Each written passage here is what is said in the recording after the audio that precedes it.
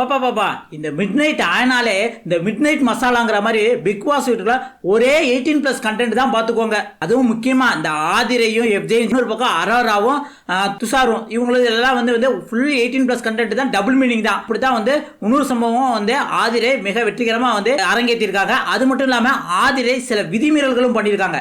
ஏற்கனவே ஆதிரை பத்தி நம்மளுக்கு தெரியும். இங்க வந்து சூப்பர் டீலக்ஸ் ரூமுக்கு போகணும் ஆசைப்பட்டு போனாலுமே இருந்தாலும் வந்து நான் வந்து நார்மல் ஹவுஸ்ல தான் இருந்து அவங்களுக்கு தான் ஹெல்ப் பண்ணுவேன், அவங்களுக்கு தான் சப்போர்ட் பண்ணுவேன். ஏன்னா எஃப்ஜே அங்கே தானே இருக்காப்ல. எப்படியாவது பிக் பாஸ் வீட்டை விட்டு வெளியே போகல, எப்படியாவது எஃப்ஜே கரெக்ட் பண்ணிடணும் அப்படிங்கிற மாதிரி முடிவில் தான் ஆதிரை இருக்காப்ல. அது என்ன ஏது அப்படிங்கிறத ஃபுல்லாக அந்த வீடியோவில் பார்க்க முடியும். அதுக்கு முன்னாடி ஒரு லைக்கை மட்டும் தட்டி விட்டுருங்க, வாங்க வீடியோக்குள்ள போகலாம். அதாவது ஆதிரை வந்து எஃப்ஜே பின்னாடி அலையிறாப்புல, இல்லை எஃப்ஜே ஆதிரை பின்னாடி அலையிறாங்க அப்படின்னு கேட்டிங்கன்னா ஆதிரை தான் எஃப்ஜே பின்னாடி அலையிறாப்புல. ஏன்னா எஃப்ஜே ஏற்கனவே சொல்லிட்டாப்புல, நம்மளுக்கு உள்ளுக்கு இந்த மாதிரி ஒரு கண்டென்ட்லாம் செட் ஆகாது. ஏற்கனவே பூர்ணிமா நிக்சன் மாதிரி நம்ம பேர் வந்து கெடுத்துட்டு போயிடக்கூடாது அப்படின்னு வந்து ஆதிரைட்ட வந்து தெல்ல தெளிவாகவே வந்து எஃப்ஜே சொல்லிட்டாப்ல. இருந்தாலும் எஃப்ஜே எங்கே போனாலும் வந்து எஃப்ஜேக்கு சப்போர்ட் பண்ணுற மாதிரி வந்து ஆதிரை எல்லா இடத்துலையும் பேசிட்டு இருக்காங்க. முக்கியமாக தன்னோட கேமில் உள்ள தன்னோட சூப்பர் டீலக்ஸ் ரூமில் இருக்கவங்களுக்கு பயங்கரமாக எதிர்ப்பாக பேசுகிறாங்க.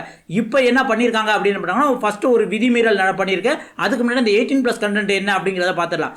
ஆக்சுவலி வந்து ஆதிரை வந்து எந்த வேலையும் பார்க்கக்கூடாது. சரி, கலையரசனுக்கு வந்து டீ கொண்டு போய் கொடுக்குறாங்க. சரி, கொடுத்த உடனே கலையரசன் சாரியாவே தேங்க்ஸ் அப்படிங்கிற மாதிரி சொல்கிறாப்ல. கலையரசன் அந்த பக்கம் உட்காந்துருக்காப்புல.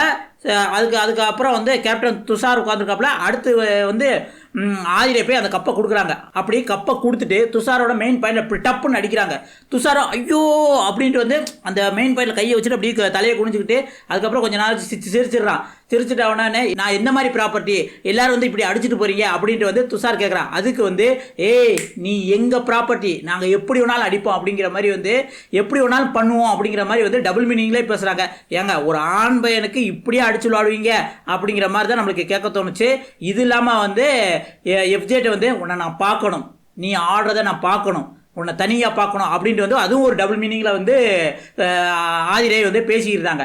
இது இல்லாமல் ஆதிரை இன்னும் ரூல்ஸ் மீறி இருக்காங்க. என்ன அப்படின்னு பார்த்தீங்கன்னா, சூப்பர் டீலக்ஸ் ரூமில் இருக்காங்கல்ல அவங்க பூரா வந்து வேலை செய்யக்கூடாது, வேலை வாங்கத்தானே செய்யணும். இவங்க என்ன பண்ணுறாங்க அப்படின்னோம்னா, எஃப்ஜே வந்து கிச்சனை பூரா வந்து க்ளீன் பண்ணுறான் அப்படிங்கிறதுக்காக வந்து இவங்களும் சேர்ந்து ஃபுல்லாகவே க்ளீன் பண்ணாங்க. லைவில் அதுதான் பாதி நேரம் போய்க்கிருந்தது. இவங்களும் ஃபுல்லாக க்ளீன் பண்ணி எஃப்ஜேக்கு ஹெல்ப் பண்ணுறாங்களா. ஏற்கனவே வந்து நார்மல் பிக் பாஸ் ஹவுஸ்காரங்க என்ன சொல்லியிருக்காங்கன்னா, இந்த கிச்சனுக்குள்ளே மட்டும் வராதிங்க அப்படின்னு சொல்லியிருக்காங்க. இவங்க கிச்சனுக்குள்ள போனது மட்டும் இல்லாம அந்த கிச்சன் அந்த ஏரியாக்குள்ள கிச்சன்ல இந்த ஏரியாக்குள்ள போனது மட்டும் இல்லாம எஃப்ஜேக்கு ஃபுல்லா க்ளீன் பண்ணி அப்பதானே எஃப்ஜே கூட வந்து நைட்டு பூரா இருக்க முடியும். அப்படி க்ளீன் பண்ணி இதுல எஃப்ஜே வேற வந்து கேமரா முன்னாடி பார்த்துக்கோங்க அந்த கிச்சனை எப்படி நீட்டா வச்சிருக்கோம் அப்படிங்கிற மாதிரி சொன்னாம இது வந்து ஆதிரியே எங்களுக்கு ஹெல்ப் பண்ணியிருக்காங்க அப்படின்ட்டு அவங்களே ஒத்துக்கிறாங்க. இதுக்கு எதுக்குடா சூப்பர் டீலக்ஸ் ரூம்னு பிரிக்கணும்? இதுக்கு நீ நார்மல் ஹவுஸ்லேயே இருந்துக்கலாம்ல. நம்ம அரோரா வந்து சூப்பர் டீலக்ஸ்ல இருந்து போனவனே கமிட்டி இன்னும் கூட வந்துட்டாப்ல. அது மாதிரி வந்து நீ எதுக்கு சூப்பர் டீலக்ஸ் போனோம்? எஃப்ஜேங்கிறக்கான இவங்க கூட இருந்திருக்கலாம்ல. ஏன்னா அவங்களுக்கு சப்போர்ட் பண்றதும் கிடையாது ஆதிரை. பிக் பாஸ் எந்த ரூல்ஸ் போட்டாலும் மீறதும் செய்யுது. 18+ கண்டென்ட் கூட.